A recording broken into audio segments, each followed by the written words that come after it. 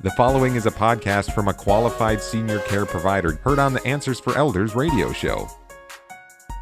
And welcome everyone to Answers for Elders radio. And we are here on a wonderful start to the month of May and Mother's Day here in the greater Puget Sound region. And if you're listening throughout the United States on our podcast network, we wish each and every one of you likely a happy belated Mother's Day. And it's interesting, as I was thinking about this program this weekend of, the best thing we can do as adult children is learn to do right by our parents. And oftentimes moms, especially, have a real attachment to their home, to their traditions. They carry the torch of, ethnic diversity or cultures or traditions or anything like that. And when it's time to make a major transition, there's a lot of things that we as adult children may not quite understand or may not quite really relate to their perspective of where they may have been staying 50 years in a house. They've accumulated a life. Every single possession that is in their home is certainly one that is attached to a memory. It's attached to an experience. And so I want to honor moms this weekend by inviting back our wonderful Rebecca Bomann from SASH Senior Home Sales. And SASH is based here in Washington State, but she again is going to come forward and give us some tips on how do we do right by our loved ones and help basically understand the process of a major transition like moving into a new place after a long standing residency in a home. Rebecca, welcome, and to you, happy Mother's Day. Thank you, Suzanne. Happy Mother's Day. Thank you for having me on the show again. Absolutely. Absolutely. So I started out this segment. Obviously, you heard what I had to say. Did I get that right? Yes. In all the years that I have been serving senior homeowners and their families, I have sat in hundreds of living rooms. I have been on thousands of phone calls.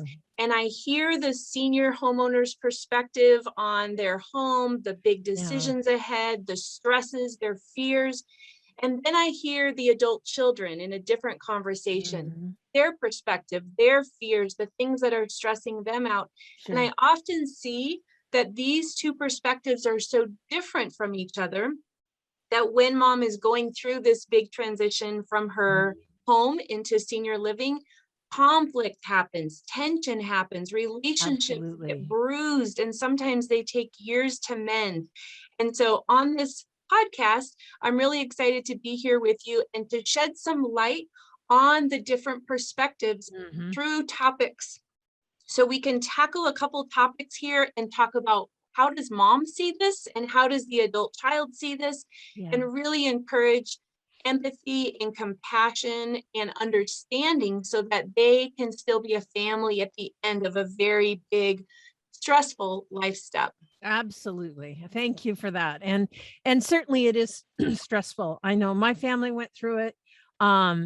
So many of, my age group, people my age group just in the last few years have been going through it like crazy with their parents. And so I find myself kind of in that no man's land because I was a caregiver for my mom. I understand that perspective, but I'm so now entrenched in the care of our seniors and their needs. And it really changes your perspective of their history. Their values are different. Their generational values are different. Yes. And so, Rebecca, I'm really interested. How would we start? I know you have a lot of tips and I love how you bring tips, but how do we start this program today? So, yes. So in general, as mom is sitting in her living room and she's looking around her home, she is looking around and saying, I love every room of this house. I love every trinket. I love every framed photo. Right. I love every cross stitch. And leaving all of this is to me the worst thing that I could ever do. It is the hardest thing. Whereas the adult child says, okay, mom, You've been living in your home for too long. It's too much house to take care of. I can't keep coming over and repairing everything and taking you grocery shopping. Please, can we start to make a change so that you can get the care that you need? So the adult children are feeling forward. Let's go. Let's push forward. Let's make decisions. Let's have steps. And mom or dad is going, hold on, just one more Christmas, one more summer. Let me just see my roadies bloom one more time next year. And so there's this push-pull happening in general that oversees all of our individual topics that we'll talk about today. So imagine mom going, wait, hold on. And the kid going, mom, let's do this by October. We can do this. Let's do this before my next, vacation. Hey, mom, I've got some time and I can take vacation off work. We got to do it this month, this week. Yeah, exactly. So this is sort of the pervasive. Yeah, this is the pervasive conflict happening in general. I almost never see the opposite, where mom is saying, I really want to move out. And the kids are saying, no, we want to, keep caring for you the rest of our lives. And so as we go through these topics, what we're going to be encouraging is that each party, both the aging parents and their adult children, really have compassion and empathy. They take time to really listen to each other and they remember, what are the big goals here? Let's not get caught up in who gets the spoon collection. What is our big goal and how can we get there? So I wanted to start with the two perspectives of the household items and all of the collections that have filled the home after 40 or 50 or 60 years. And so mom's perspective is what, Suzanne, in this, looking at all of her belongings? Mom's perspective is every single thing has a memory. It has meaning to me. Every time I look at it, I think of happy times. I think of times that I shared with maybe my husband that may have passed, or my family, or my children, or there's boxes in my garage that I saved over the years of my children's piano recital programs and senior pictures and all the things that I was a good mom that was my life, right? This is my life. My life. My life is filling this house. And she says, I have carefully curated every item in this home, from events in my life, decor, spoon collections, china cabinets, photos, serving dishes, china. Every item has a story. And out of my love for you, when I leave this home, I would like to bequeath each specific item to someone in the family who will enthusiastically take it and appreciate so thrilled to have it and take it into their home and be grateful for it and remember me forever after I'm gone because they have this thing I gave them. Whereas the son or daughter is looking at the household items and the collections and they're saying, Mom, your home is full of, and I don't like this word, stuff that is worn or in not good condition. None of it will fit into my house. It's already full of my own furniture. I don't want the heavy dining table and chairs. I don't need china for entertaining. I don't want any more houseplants. Let's just get rid of it. And these are the two conflicting perspectives. And mom or dad's feelings get hurt because they really want the tool set or all these different things to be taken, the sewing machine from 1947.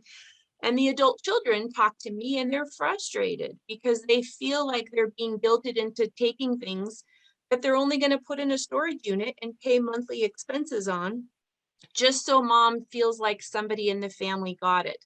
And so this is where the tension is growing.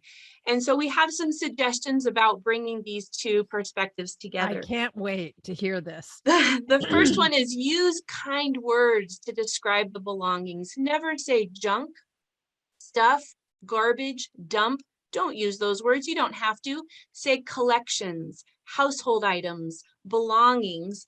And instead of saying we're taking it to the dump, say we're taking it to a new home. That's all. It's very simple. It's a lot kinder.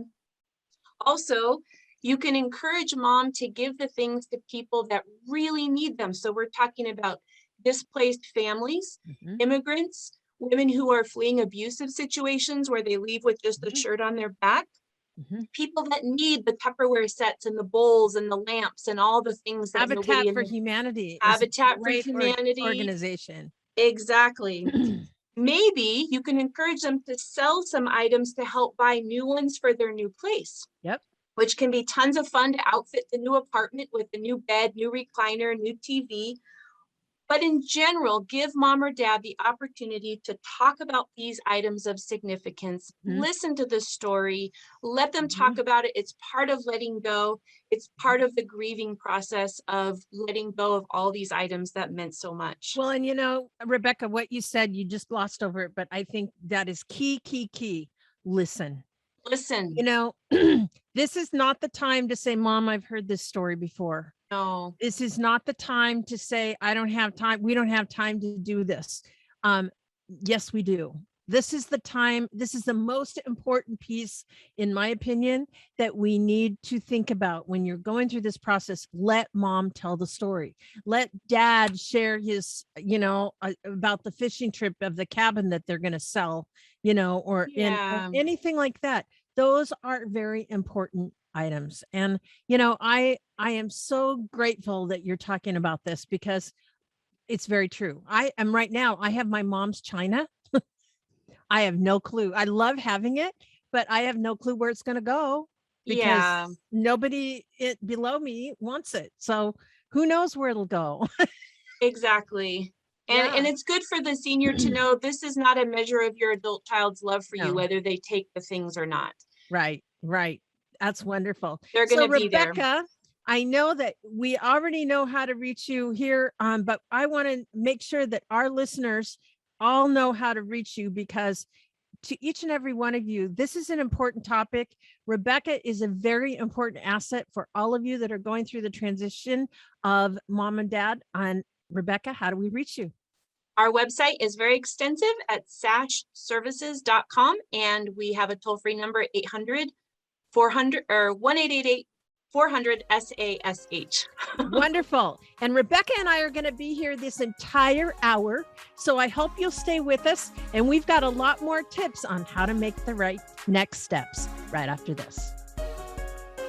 Answers for Elders radio show with Suzanne Newman hopes you found this podcast useful in your journey of navigating senior care. Check out more podcasts like this to help you find qualified senior care experts in areas of financial, legal, health and wellness, and living options. Learn about our radio show, receive promotional discounts, and meet our experts by clicking on the banner to join the Senior Advocate Network at AnswersForEldersRadio.com. Now there is one place to find the Answers for Elders.